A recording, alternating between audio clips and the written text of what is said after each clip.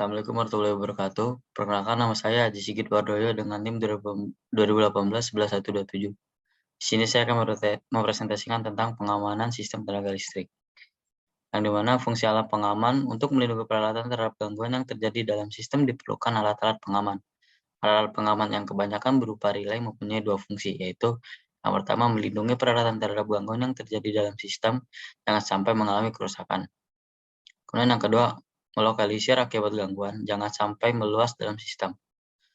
Kemudian untuk memenuhi fungsi tersebut, dalam butiran alat pengaman harus bekerja cepat agar pengaruh gangguan merupakan hubungan singkat dapat segera dihilangkan, sehingga pemanasan yang berlebihan yang timbul sebagai akibat arus hubung singkat dapat segera dihentikan. Untuk memenuhi fungsinya tersebut dalam butiran alat-alat pengaman dalam sistem harus dapat dikoordinir satu sama lain, sehingga hanya alat-alat pengaman yang terdapat dengan tempat gangguan saja yang bekerja. Secara teknis dikatakan bahwa alat pengaman harus bersifat selektif. Ditinjau dari letak dalam sistem, terdapat 4 kategori pengaman. Yang pertama, pengaman generator. Yang kedua, pengaman transformator dalam gaduh induk. Ketiga, pengaman transformasi dalam gaduh induk. Dan yang keempat, pengamanan sistem distribusi. Dalam sistem PLN saat ini, sebagian besar masih banyak dipakai relay elektromekanik, walaupun juga telah dimulai pemakaian relay elektronik. Relay elektronik kerjanya lebih cepat daripada relay elektromekanik, sehingga ditinjau dari segi pengamanan peralatan adalah lebih baik. Kemudian terdapat konstruksi relay elektromekanik. Relay elektromekanik terdiri dari rangkai listrik yang menggerakkan suatu mekanis pada akhir harus mentrip PMT dengan dalam menutup kontrak pemberian arus trip coil atau kumparan. Terdapat konstruksi relay solid state atau static relay, yang dimana relay solid state mempunyai konstruksi yang lebih ringkas. Dalam bahasa Inggris biasa disebut dengan more compact, dan juga praktis, tidak memerlukan banyak pemeliharaan dibandingkan dengan relay elektromekanis. Kemudian terdapat pengaman generator. Bagian hulu dari sistem tenaga listrik adalah generator yang terdapat dari pusat listrik dan digerakkan oleh mesin penggerak mula yang bisa disebut dengan primer mover. Mesin penggerak dalam pusat listrik berkaitan erat dengan instalasi mekanis dan instalasi listrik dari pusat listrik. Generator sebagai sumber listrik dalam sistem perlu diamankan, jangan sampai mengalami kerusakan, karena kerusakan generator akan sangat mengganggu jalan operasi sistem tenaga listrik. Oleh karena itu, generator sedapat mungkin harus dilindungi terhadap semua gangguan yang termasuk kerusakan generator. Tetapi di lain pihak, dari segi selektif pengamanan sistem diharapkan agar PMI generator tidak mudah trip terhadap gangguan dari sistem, karena lepasnya generator dari sistem akan mempersulit jalannya operasi sistem tenaga listrik. PMT generator hanya boleh bekerja apabila adanya gangguan yang tepat ada di depan generator, di dalam generator, atau pada mesin penggerak generator. Juga apabila terjadi kegagalan dari PMT yang ada di depan PMT generator, baru PMT generator boleh bekerja atau trip. Terdapat standarisasi pengaman. Yang pertama itu nilai tertentu ini tidak ada rumusnya, tetapi merupakan kebijakan yang standarisasi dari perusahaan listrik. Untuk mengetahui nilai ini yang berlaku di PLN dapat dilihat pada buku-buku standar PLN. Pembuatan standar pengaman PLN selain memperhatikan fungsi alat pengaman seperti diuraikan dalam pasal 4 juga mempertimbangkan hal-hal berikut. Yang pertama, biaya investasi untuk memasang instalasi pengaman atau relay tertentu. Kemudian yang kedua, kemampuan terjadi gangguan yang diamankan dengan relay tersebut dalam butir bab 6 SA. Kemudian terdapat pengaruh dari kerusakan yang ditimbul oleh gangguan tersebut, khususnya pengaruhnya bagi operasi sistem tenaga listrik. Penilaian tersebut di atas berlaku pula untuk mengamankan bagian-bagian dari sistemnya.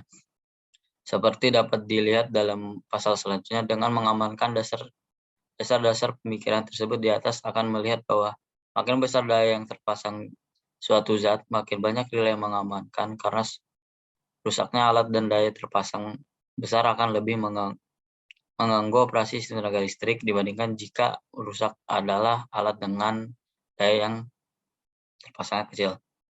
Kemudian terdapat relay impedansi. Sehubungan dengan kelemahan-lemahan yang terdapat pada penggangguan relay arus lebih maupun direction power relay, untuk mengetahui SUTT seperti telah diuraikan pada bab 7, yang dimana maka pada sistem yang arus hubung singkatnya sudah relatif tinggi dipakai relay impedansi. Relay impedansi bekerja cepat dan selektif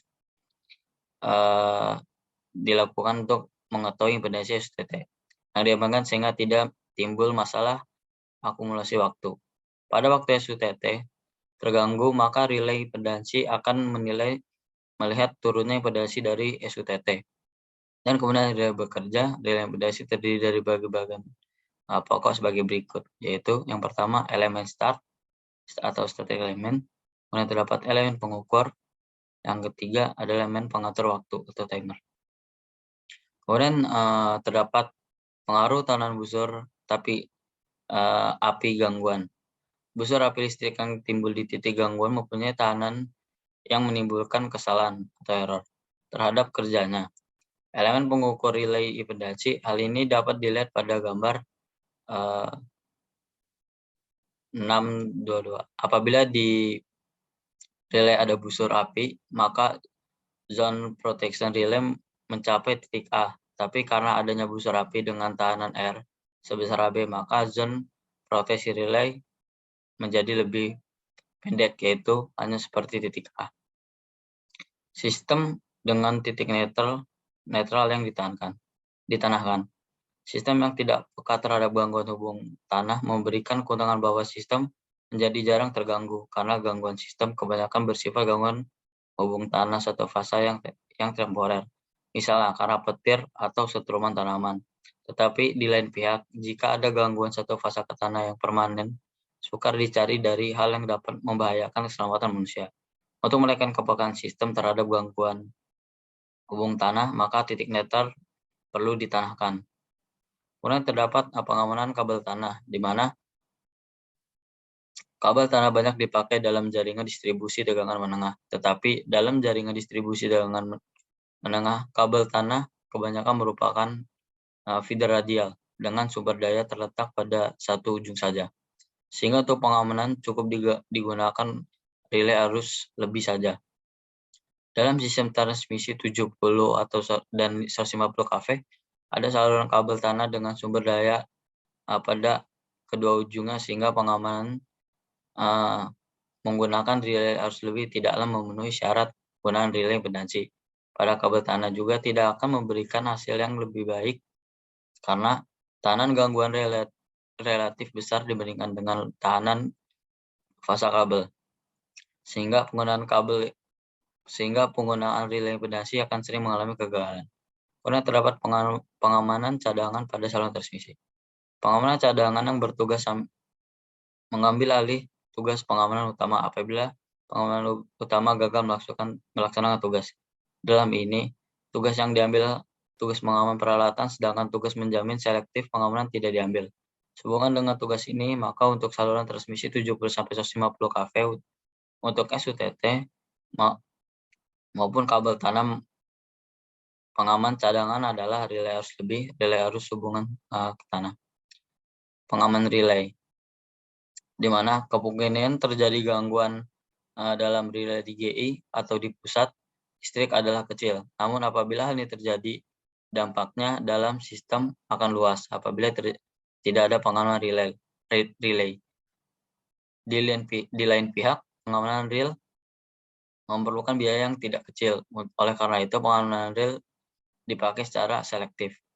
Kemudian terdapat relay kegagalan PMT atau breaker flower relay. Pada pusat-pusat listrik dan GI, yang penting dalam artinya perencanaan dalam operasi sistem relatif besar. Biasanya dipakai pula relay yang bekerja apabila terjadi kegagalan kerja dari PMT, yaitu relay kegagalan PMT atau dalam bahasa Inggris disebut dengan breaker failure relay.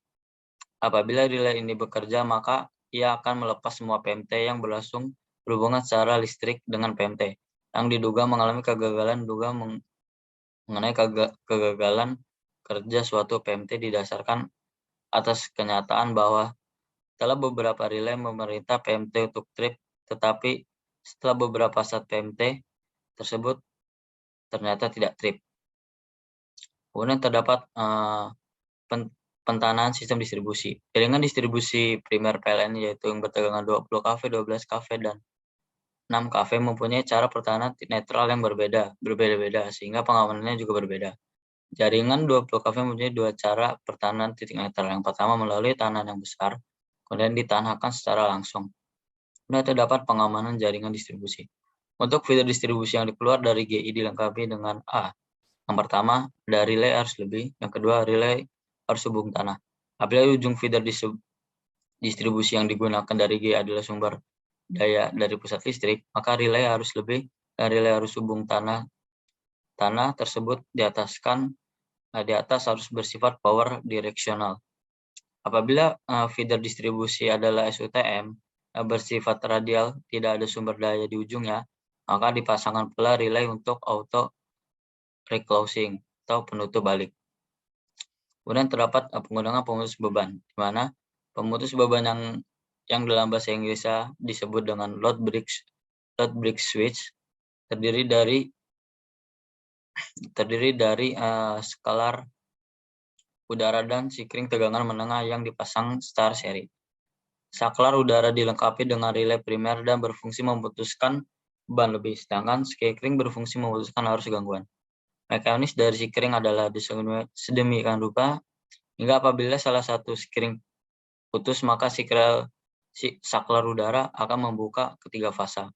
Hal ini dimaksudkan agar tidak terjadi keadaan yang tidak simetris dalam penyediaan tenaga listrik melalui pemanasan beban sebagai akibat putusnya sebuah atau dua buah sikring. Kemudian terdapat